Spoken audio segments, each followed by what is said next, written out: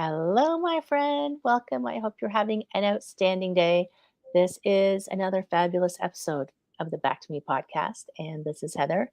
And we are going to talk some awesome things for you today. And today, yet another amazing human being has come to join me. This is Cassandra Rosa. And I got to give a big shout out because, hooray, this is like one of the few times I'm talking to someone who lives in the same city as me. Love it. Cassandra, it's so nice for you to be here. I've talked to people like all over the world. I'm like, where are all our Torontonians? Come on out. So good. And you are the fulfilled female entrepreneur. Like that is so awesome Thank you. because I know there's so many women out there who either are entrepreneurs or want to be. And they're like, I got enough going on. I can't manage this. It's too crazy. And I'm wondering what led you to create I can guess, but what led you to create the fulfilled female entrepreneur? I love it. I want to thank you first and foremost for having me. And it's good to Yeah. represent for Toronto here with you today. And Woo-hoo. yeah, what led me to create the Fulfilled Female Entrepreneur really comes down to entrepreneurship. We often start off on wanting to make an impact, especially for healers, coaches, impactpreneurs. And as the journey unfolds, so many of us can get caught up on the external worlds. We can get caught up in the numbers, the likes, the engagement, the amount of clients, the amount of money, because while we're scrolling on social media, which has so many benefits, there's also a lot of people on there that are pushing, get your first 10K month, your first 100K year. We can get all caught up in that. But what I've realized I along my did. I'm just going to say it yeah, totally honest. I got caught. me too. Me too. I think every single one of us do, because we want to create that freedom, right? But I think it's really important to come back to the fulfillment piece, why we started the business, why we want to make an impact on the world, and the ripple effect that we want to create. So I've been in the industry for 10 years now. I started my first company at 20 doing vision board workshops in schools and community centers. And it's been such a beautiful journey being a part of this. And as my brand has evolved and I've evolved in the process, it's really come down to how important it is to tap into fulfillment. And I'm not just talking about the fulfillment of checking things off of your bucket list, getting the big milestones, but embodying that every step of the journey. That's so you like have always been an entrepreneur. I started doing this. Boom. And I guess through all of that, you would have gone through those ups and downs of like, oh Mhm. my God, I don't have enough clients. Oh my God, I have too much to do. I mean, entrepreneurs have these highs and lows. And what was your first, I guess, like, what was that first thing that came to you to realize that the traditional ways of viewing a business were not necessarily healthy or good for you Yeah. or helping you? Yeah, it's a good question. So when I started my business, it was like 6 months in this capacity, in this kind of way, shape, or form of helping people one-on-one and doing it all online. Because, business is very seasonal. 6 months, I left my full-time sales job and did entrepreneurship. And I had my laptop and I was traveling. And really, it's right before the infancy of the pandemic. And Right. I became really clear of what I wanted. So I was so focused and I was, trying to be anywhere and everywhere and do all the things, the book, the podcast, all the programs. And it was very focused and it was very hustling. It was a lot of like, go, go, go, work, work, work. It lived and breathed it around the clock, no boundaries. And I started to realize it was a very like masculine way of doing business, the traditional way of sales of doing business. And it helped me manifest my dreams. I'm not going to say it didn't. I always had this dream of having my laptop and traveling and doing what I love and impacting people's lives. And I lived in Mexico for 4 months and I've always Yeah. dreamed of living on the beach, right? When I came home, I had to come home because of personal things and the pandemic that was going on. And it was interesting. There was a lot of polarity there. There was, hey, I'm accomplishing all the things that I wanted. And boom, here I am at home again, having that disconnect. So I started to realize how much of it was focusing on the external, the bucket list things, the amount of clients, the amount of money, all those things. And I started to realize that was fulfillment for me because I was accomplishing things, how I thought fulfillment was. But when I came home, I realized I have this brand, I'm really focused on being fulfilled. And I realized how engulfed fulfillment and accomplishment was for me. So I Yeah. really had to redefine it and start over in the sense of, okay, how am I going to redefine myself? How am I going to really embody this from this place? So it was a very interesting experience to go through. Yeah, no kidding. And it's just reminded me. So when I'm talking to a lot of clients, I talk about balancing out 6 aspects of life, and it was almost like all of your energy was going into one direction, and Mhm. so all of the other parts of your life were like, "Hey, what about me? I need some help over here." And it is true, like, you need those times where you have that focus and that drive forward, but you need that Mhm. balance, that harmonization between on and off, the yin, the yang, um, I guess that would have been a really, interesting time for you to go, "Hold on, something's not right. What Yeah. the heck am I gonna do now?" Yeah, that was I lived and breathed that as a priority. I know, like, Tony Robbins talks about the wheel of life exercise, and for those Right, that aren't familiar, it's like you have a circle, and then you break it into 8 sections about the areas you're most important from, and then you rank yourself on a scale of 1 to 5 or 1 to 10 for each of them, and you color in the circle, and you're trying to get them to be balanced. Well, business was like a 10, and then, my health and different aspects of myself wasn't as balanced. So it was interesting experience that I guess people love to use the term burnt out. I felt like I had burnout when I got back. right, yeah, I think a lot of people, they get to that stage where they're like, "If one more thing comes at me, I am going to lose it," and I get this visualization of Marge Simpson when they were out of paper towel and her eye started going, and she's, like, totally went insane. Yeah, it was just paper towel, but no, it was, like, one more thing happened to her, and that was it. Mhm, And did you find that it took you a while to come out of that, to recover from that? mhm, Personally, I found, like, sometimes when I've hit that stage, it's taken me a long time to find my way back. mhm. Right. So what practices did you use to help you? Yeah, so I'm very intuitive. I would consider myself an intuitive life coach, a spiritual life coach. So I think it was really coming home to myself and my connection inward. Back to me, that's the name of the podcast. Right? It couldn't be any more of Right. focusing on what was most important to me, what fulfilled me at my core, what are some different ways that I can prioritize all aspects of my life instead of it just being my business. So it's interesting how the tides have changed. I don't know if you've sensed this in business, but in the pandemic, it was very like hustle and go, go, go, go.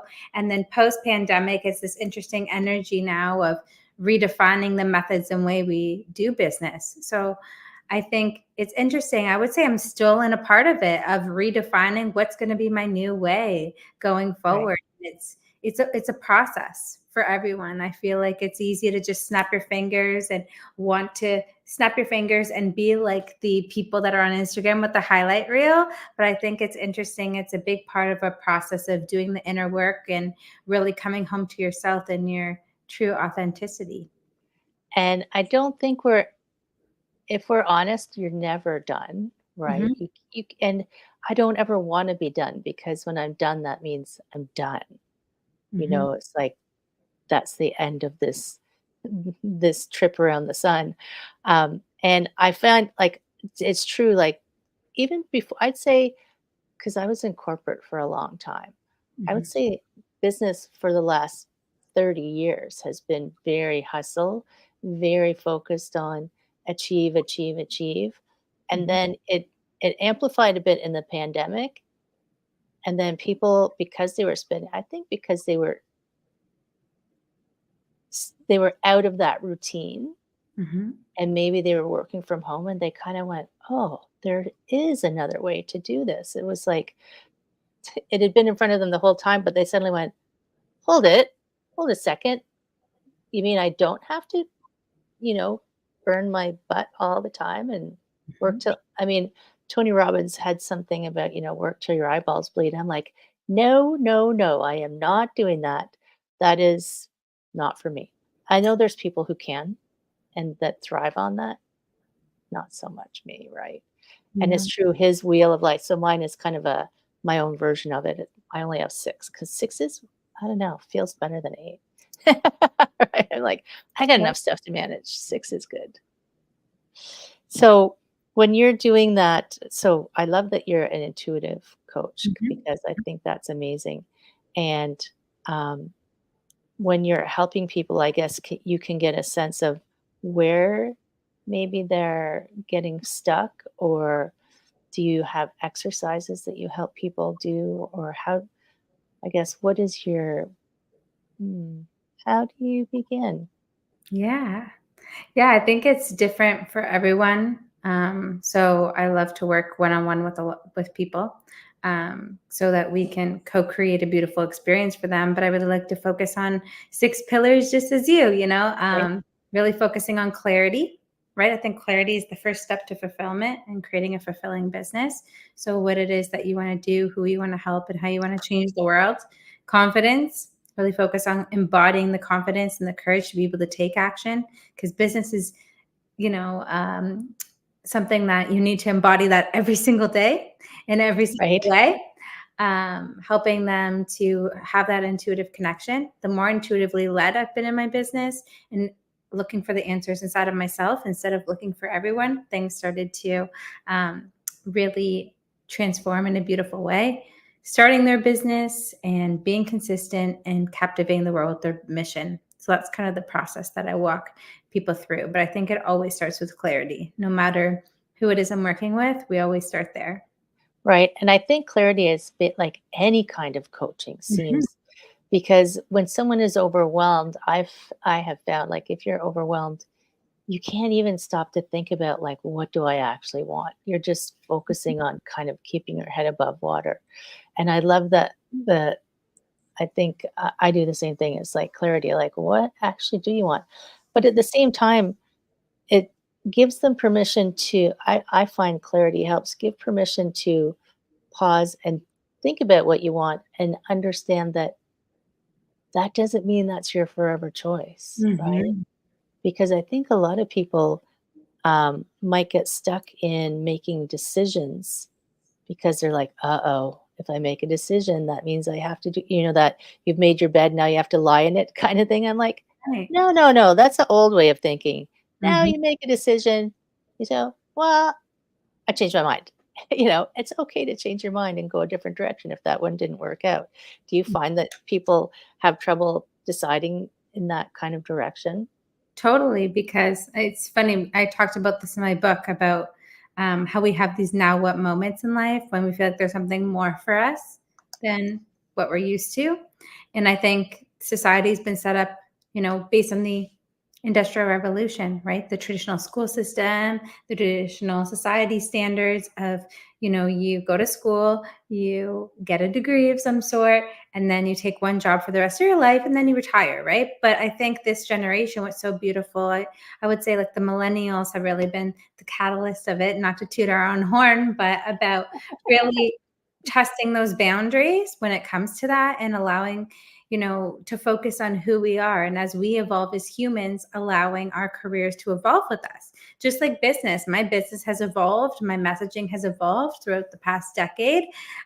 So I think it's giving yourself permission to have that. And I think it's very freeing, right? Because you're not putting so much pressure of it being a forever thing. So I think a lot Yeah, of people can be testing the boundaries, especially if their inner circle is kind of one career only type of driven. So it's really interesting to give people permission, almost in a way, to be right. evolving beings and evolve their career with them. Right, and it is true, like, that traditional model creates workers, Mhm. and, I interviewed a woman like a few months ago where she has this theory about change, and people who are brought who came up through that traditional model are very like, ah, what's happening, because they feel like their world is being destroyed and it feels very unstable, which I totally understand. I mean, I kind of came through the transition. I feel like I've always walked all these different paths, um, also because I'm on my third career. And she was talking about monarchs and how if you opened the cocoon, well, the caterpillar is in there, it would look like nothing. It would look like a pile of goo, Mhm. and how do you go from caterpillar to butterfly? You got to tear everything down Yeah. to build it back up. So, like, you've got the millennials. I don't like to categorize them all like that, but you've got a group of people who are just exploring a new way of being in the world, and more power to them. Then you've got the older way of being going, "No, no, this is too crazy." And there's gonna be that kind of conflict and, um, disagreement. Mhm. But I think it'll sort itself out, like, you can start to see it starting to sort itself out. People are becoming okay with it and changing it, and some of it, I think, sometimes is if you've never had freedom, it's a scary thing, Mhm. right? It's a scary thing for someone to go, "What? I can pick whatever I want," and they don't know what to do. So then we go back to your clarity and confidence, just like, "It's okay, start with something small, like, what kind of tea do you wanna drink?" Yeah. It's like, it's start with baby steps, but it is can be a scary thing for people to have freedom. Mhm. It's do you find and I guess, how do you have those conversations with people to give them that permission? It's interesting because I find that everybody has some sort of knowing. Yeah, I think it's just all the conditioning on top of it. So talk about coming back to me, coming back home to yourself. It's giving yourself permission to explore that and right, allow it to unfold. Because not to be morbid, but people talk about when they're in their last moments of their life, they're talking about all the things that they wish that they would have done. So right. we all have some sort of idea of what we want. I think it's just really allowing some deconditioning so you can give yourself permission to really step into what fulfills you. And I don't think it's morbid to recognize, like, in North America, people are very much, got blinders on, like, "Sure, sure, I'm gonna die someday, but not Yeah, right now." yeah. And I think I mean, that was the whole thing with the Buddha, like, "You're gonna die, so what's the problem? Like, get on with it." Mm, So I find it very freeing to know I'm gonna die because even if I make an ass of myself, doesn't matter because at some point down the road, no one's gonna remember. It's mhm. just a small blip. And a book? You wrote a book? What book did you write? I wrote down a little book note. I'm like, "Book!" Yeah. Exclamation mark. I love that. It's called, Now What? Create the Clarity to Achieve Your Dreams, and it's shared with a lot of parts of my story, as well as exercises. So it's a little bit of a hybrid, workbook situation, really helping people navigate all the now what moments in life. So whether you're having a quarter life crisis, a midlife crisis, you're retired and you're like, "Now what am I gonna do with my life?"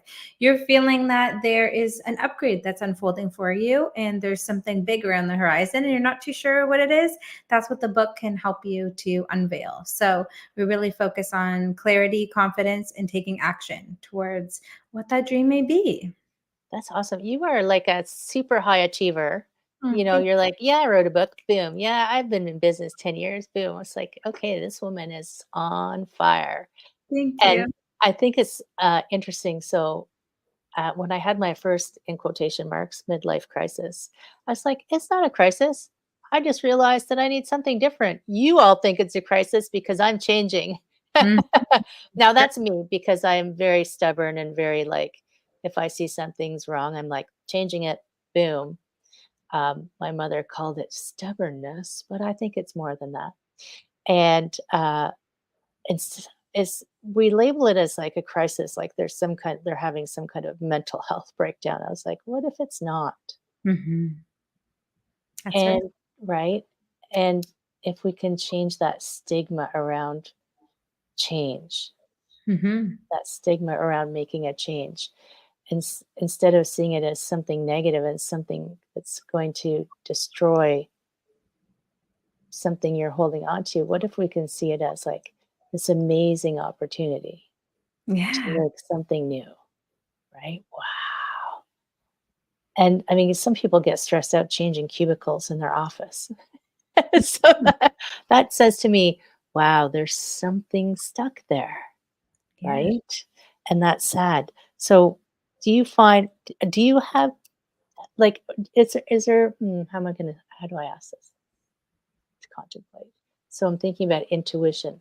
So some people are so, everyone has intuition. Everyone knows somewhere deep inside them. But how do you tease out that like intuitive side for themselves of knowing? Mhm. That's such a good question. I don't think I've ever been asked that before. I think it's creating some solitude. Doesn't mean you have to retreat for a whole weekend, but some moments to yourself. And it's connecting with yourself, simple as with your breath, closing your eyes, taking a couple deep breaths, doodling a little bit, doing some dancing, some singing, some chanting, whatever it is that will allow you to connect with yourself. And then just giving yourself permission to be in that like childlike wonder of what is something I just like really desire right now? What is it that I really want? Right. Right, And then if nothing was stopping me, how would I get there? right.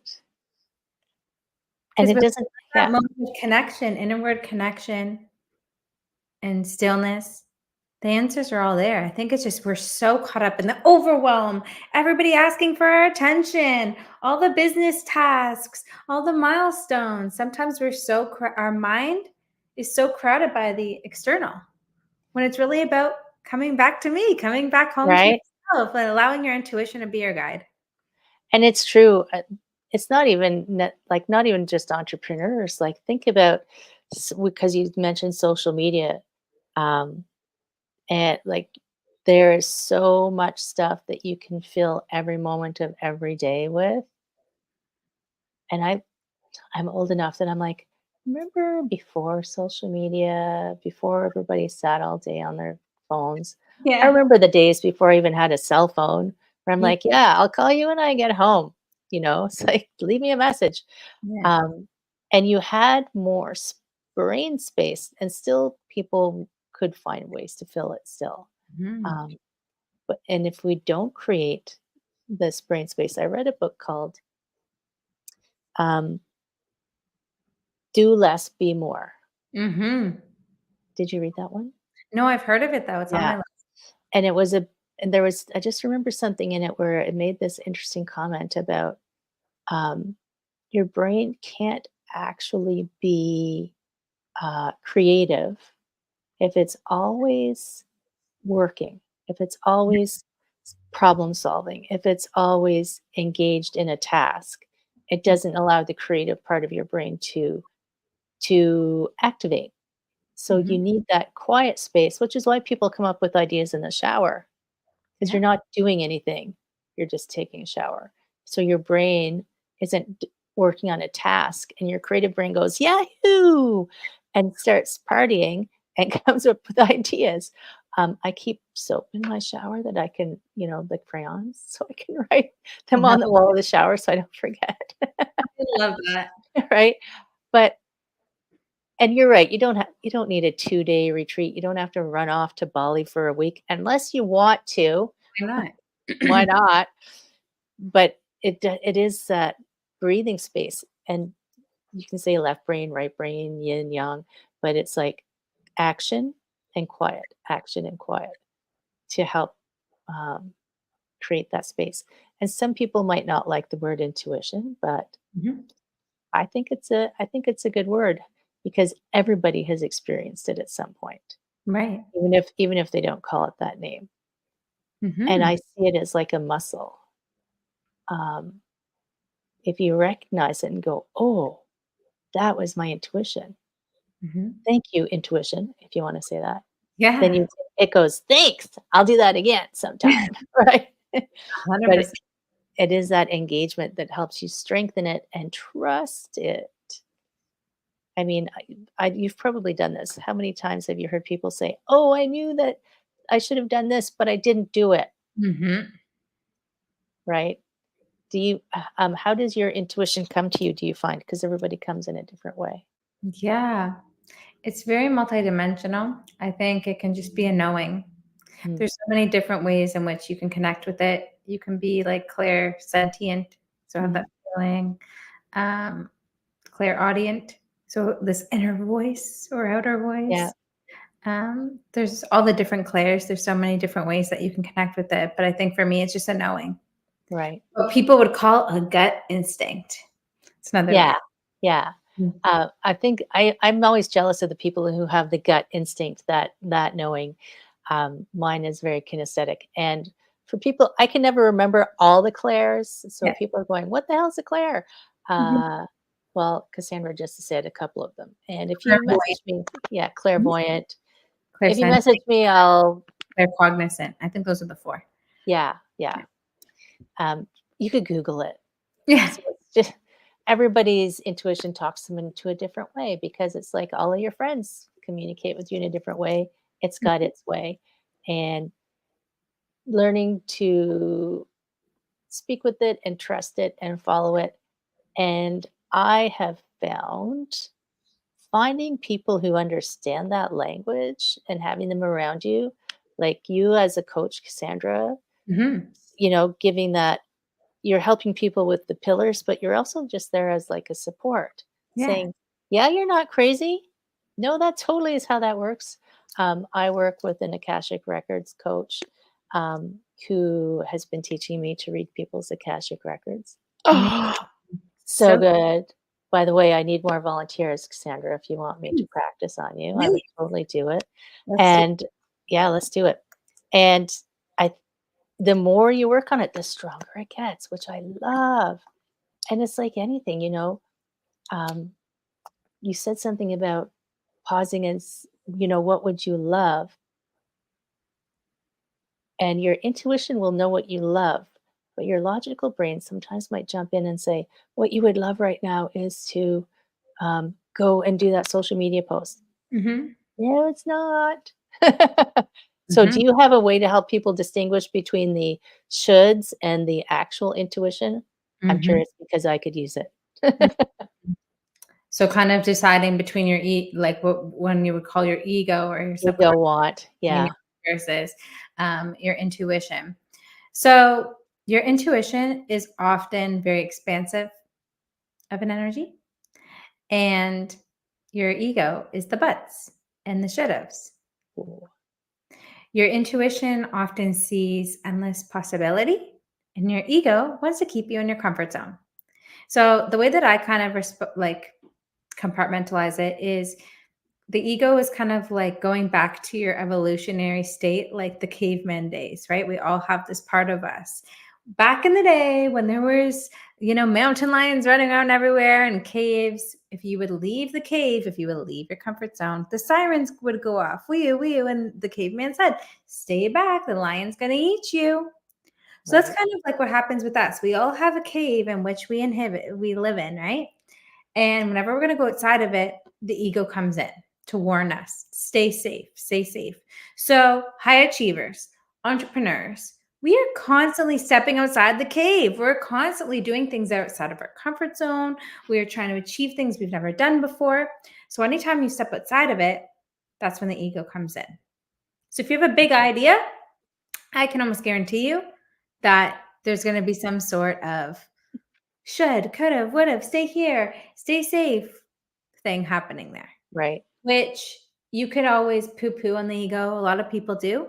But I think it's an amazing compliment. If your heart, your soul, your intuition is like, yes, you can achieve this big thing. Let's go do it. You want that desire? Let's go for it. I'm on your team. I'm your I'm your cheerleader.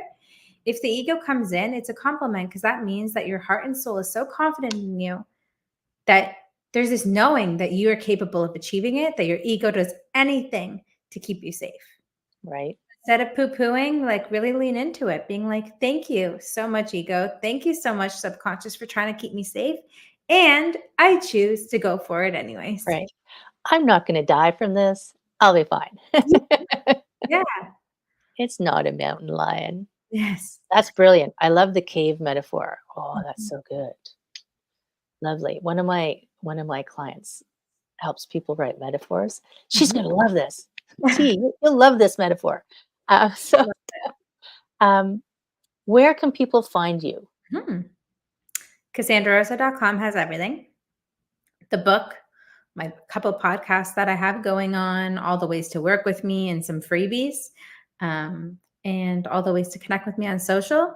Cassandra Rosa A is my Instagram handle and pretty much everywhere. And yeah, Beautiful. I'm stop. And right. And of course, I'm going to put it in the show notes because I always tell my friends who are driving, don't stop, don't write it down right now. You'll get a ticket, theoretically. Yeah. So I always let my guests have the last word of wisdom. So, do you have, I know you already shared tons and tons, Mhm. but do you have a final word of wisdom that you want to leave with people? Give yourself permission to create that fulfilling life that you're daydreaming about. That thing that you're like, oh, one day I'm going to do it. I really should be doing this. Give yourself permission to go after it because that's the first step to make that conscious choice and to really go after it. Amazing. Yes, friends, here's your permission slip from us. From Yes. us to you, your permission slip. Thank you so much. Oh my gosh, that was packed with so much good information. Thank you, Cassandra, for joining me. That was amazing. Thank you for Uh, having me. Friends in podcast land, you know someone who needs this, so share it out to them.